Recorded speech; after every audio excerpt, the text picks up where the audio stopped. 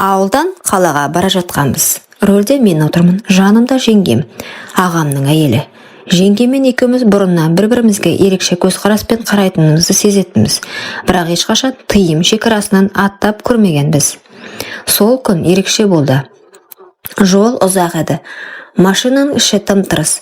Радиодан баяу әуен ойнап тұрды. Жеңгем еріндерін жалап қойып, көзін жұмып терезеге қарады. Қысқа көйлегінің етегі тізеден жоғары көтеріп кеткен. Аппақ санына қарап көзім түсіп кетті. Тамағым құрғап жұтындым. Ол мұны байқап қойғандай. Шөлдедің бе деп езу тартты. Даусында біртүрлі ішкі от, жасырын қулық бар еді. Жауап бере алмай басымды изедім. Кенет ол алдыға еңкейіп бар сымбатын әдейі көрсеткендей болды. Маңдайынан ағып түскен бір тал шашын қолана тартып маған бұрылды. Қалжыңдамаймын. Мына ұзақ жолда бір-бірімізге демеу болмасақ, ішіміз пысып кетеді ғой. Осы сәттен кейін бәрін өзгерді. Ол алға еңкейген кезде жұқа көйлегінің ішінен көрінген омырау сызығы мені есімнен айырды. Жеңгемнің жанарында ойнаған отты көріп жүрегім дүрсілдеді. Ол өзі де тоқтатқысы келмейтін сияқты. Қолын жайлап тіземе қойды. Ештеңе айтпадым. Тек үнсіз рөлге қарап отырдым. Бірақ ішім алай-дүлей. Денем қазір жарылып кетердей ыстықтап барады. Қатты қысылып отырсың ба, деді ол. Еппен даусы сыбырлап шықты. Құлағыма жеткенде денем мұз болып бір сәтте отқа оранғандай ысып кетті. Сосын тағы да. Ағаштар арасында алаң бар дейді ғой. Тоқтап демалып алсақ қайтеді? Бұл ұсынысты күтпегендей болдым, бірақ ойымда дәл осы болған. Рөлді оңға бұрып, ескі орман жолағына қарай бұрылдым. Машинамыз көлеңкелі жерге тоқтады. Іштегі тыныштық екеумізді де буып бара жатты. Ол баяу қозғалып жаныма келіп отырды, саусақтарыма жанаса ұстап. Мұны екеуміз ұмыта алмаймыз, білемін, бірақ сен туралы тым көп ойлай берем, деді. Көзіне қарағанда, онда іңкәрлікте, тыйымда, ашу мен антықтық араласқан сезімдер бар еді. Сол сәтте оның бетінен ақырын сүйіп қалдым. Қарсыласқан жоқ, керісінше мойныма оралып, демін мойнына төкті. Екеуміз үнсіз түсінісіп, бір-біріміздің ыстығымызға иіріп, баяу, асықпай шешіндіріп, алақанымен сипап, денені сөзсіз сөйлетіп, тым тереңге сүңгідік. Сол күннен кейін бәрі өзгерді. Көліктің іші тым тыныш еді. Жеңгем әлі де жаныма сүйеніп отыр. Шашынан тараған иісі жүрегімді шымырлатты. Аз ғана уақыт бұрын болған сәт. Қазірдің өзінде өңім бе, түсім бе, айыра алмай отырмын. Біз бұлай болмауымыз керек еді, деді ол сыбырлап. Даусы дірілдеп шықты. Бірақ беті әлі де менің иығымда. Аяқ киімінің ұшы шөпке батып кеткен. Көйлегі мыжылып қалыпты. Мен үндемедім. Қолымды оның жамбасына қойып, жай ғана сипадым. Бұл жауап емес. Бұл қимастық еді. Саған сендім, бірақ өзімді ұстай алмадым. Мен де, тек сен болдың көз алдымда. Басқаның бәрі өшіп қалды. Жеңгем орнынан тұрып, көйлегін түзеп, айнаға қарап шашын реттеді. Бірақ көзі әлі де менде. Ішінде не жатқан оқи алмадым.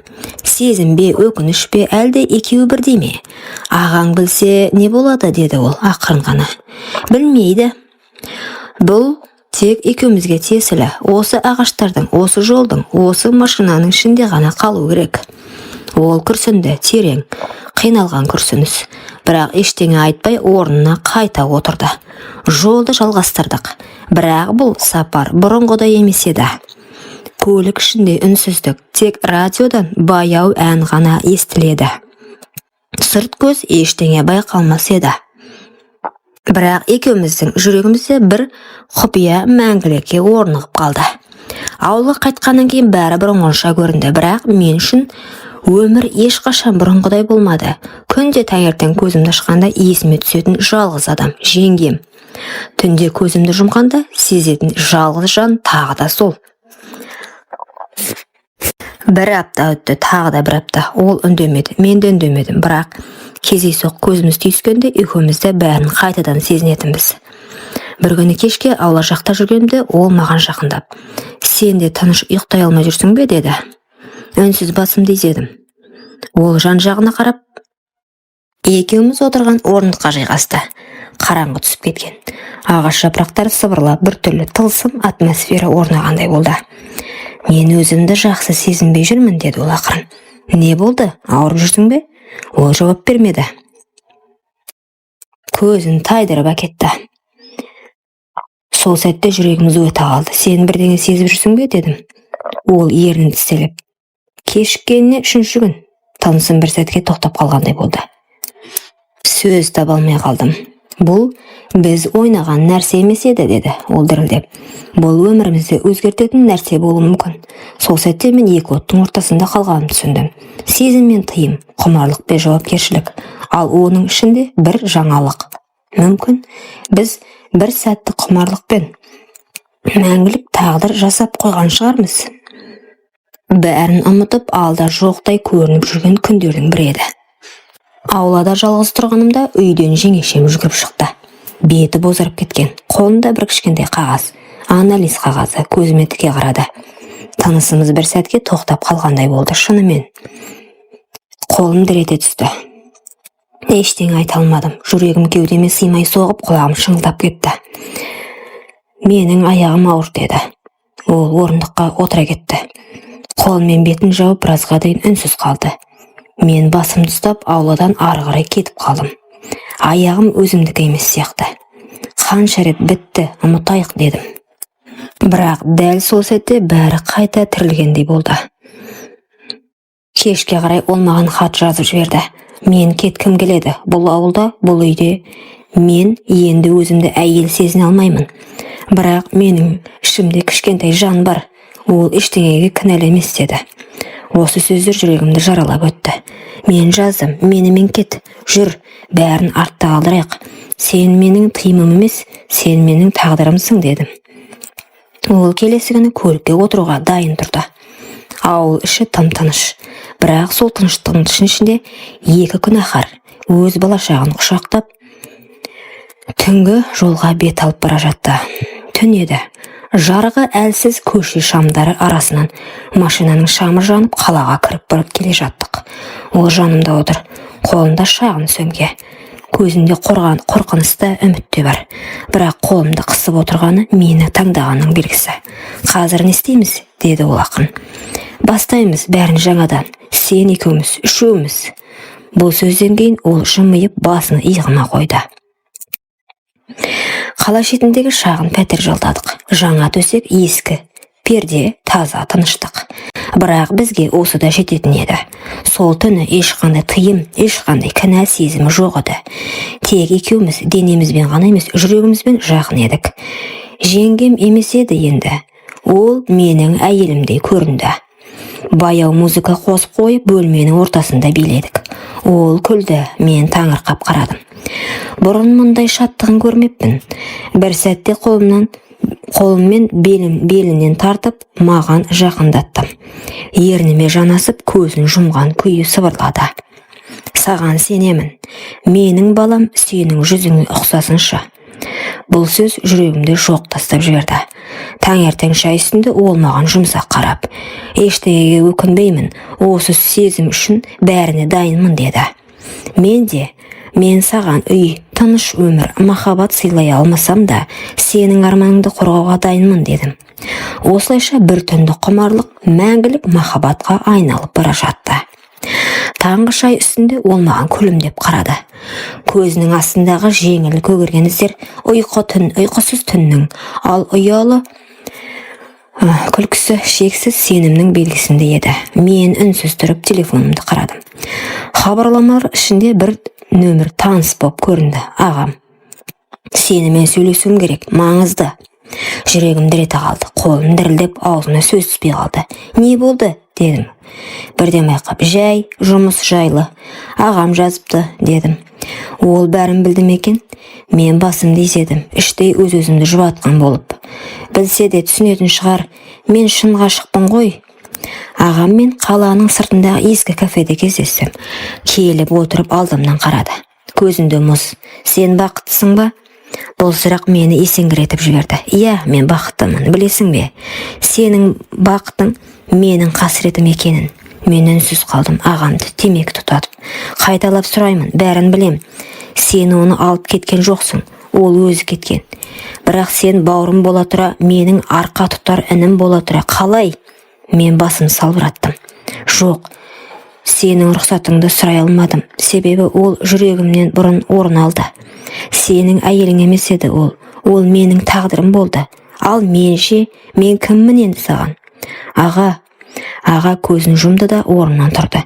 Екеуің бақытты болыңдар, бірақ мен үшін сен жоқсың. Қанынан туған іні емес, еркектен қыз тартып алған бөтенсің енді. Кетіп қалды. Сол түні мен келіп, оның жылап отырғанын көрдім. Қорқам деді. Ертең сен де мені жек көріп кетесің бе деп. Мен құшағыма алып, жоқ, біз күнәдан емес, жүректен басталдық. Бұл махаббат күнәнің тасасындағы жарық. Сол күннен бері біз тыныш өмір сүріп келдік. Жеңгем ауырлап қалды. Жүктілігі 4-ші айға таяп қалған. Іші шығып, көзі жайнап жүр. Бала екеуміздің үмітіміз секілді. Бірақ бәрін бұзған бір ғана адам. Кешке жақын сыртқа есік қағылды. Ашсам ағам. Қара көзілдірік сіресіп киінген, қасында 2 бөтелкелес досы. Кірді де төрге өтпестен бұрын. Солай ма? Міне, менің әйелім, ішіңде бауырымның баласы. Ал менше, қайда қалдым? Мен алдынан кесе көлденің тұрдым. Енді кеш, ол сенің әйелің емес, ол менің жүрегім, дедім. Жүрек дейсің бе? Сен бауыр бола тұра, мені сатып кеттің. Қалай еркек болып жүрсің? Әйел тартып алған. Жеңгем ішкі бөлмеден естіп қалып сыртқа шыға келді. Қорқыныштың көзі бақырайып кеткен. Аға, өтінем, балаға тиіспеңіз. Балама? Деп күліп жіберді ағам. Мен оны балам деп қабылдамаймын. Ол бетінен ұрып жібермекші болды, бірақ мен кеудесінен итеріп тоқтаттым. Шық, бұл жерден сенің емес. Сен сүймеген әйелді мен сүйдім. Сен жоғалтқан адамды мен таптым. Ағам тістеніп қарады. Ертең сен де бәрінен айырыласың, өмір бәрін орнына қояды, деді. Дір-дір етіп есікті тарс жауып кетіп қалды. Түн, жеңгем менің құшағымда. Бәрінен қорқам, деді. Қорқпа. Бұл жолы ешкім сені менен тартып ала алмайды. Күн өткен сайын жеңгемнің іші ауырлай берді. Ұйқысы қашып, іші тас сияқты болып, қатып қалған сәттер жиілей түсті. Бір күні кешке іші қатты тартып, жерге тізерлеп отыра кетті. Мен жедел жәрдем шақырдым. Іштегі бала оттегі жетіспеуінен қиналып жатыр, деді дәрігерлер. Жылдам шешім қабылдау керек. Аурухана, ақ халаттылар, жарық шамдар, дәліздегі ащы иіс. Мен сыртта күтіп отырмын. Сағаттар жылжып жатқан жоқ сияқты. Ақыр бір мейірбике шығып, құттықтаймын, ұл бала. Бірақ не, дедім, орнынан атып тұрып. Анасының жағдайы ауыр, жатырынан қан тоқтамай жатыр. Біз қолдан келгенін жасап жатырмыз, деді. Жер айналып кеткенде болды. Құлағымда тек жеңгемнің дауысы жаңғырып тұр. Сенің жүзіңе ұқсасыншы. Арада 2 сағат өтті. Дәрігер шықты. Жүзінен ақ бәрі белгілі болды. Өкінішке қарай, анасы өмірмен қоштасты, деді. Бала аман, бірақ шала туған. Көп күтім керек болады. Мен сандалып қалдым. Қуаным керек пе? Әлде жылауым керек пе? Бір аптадан кейін мен баланы құшағыма алып, зират басында тұрмын. Қолымда махаббаттан қалған жалғыз естелік. Ал алдымда оның топырағы жаңа ғана суарылған беті. Тыныштық, кешір мені, сені шын сүйдім, бірақ қорғап қала алмадым. Құрметті оқырман, өмірден алынған шынайы оқиғалар ұнап жатса, лайк, комментарий жазып қолдап кетіңіздер. Менің каналыма тіркеліп кетуіңізді ұмытпаңыздар. Келесі кездескенше.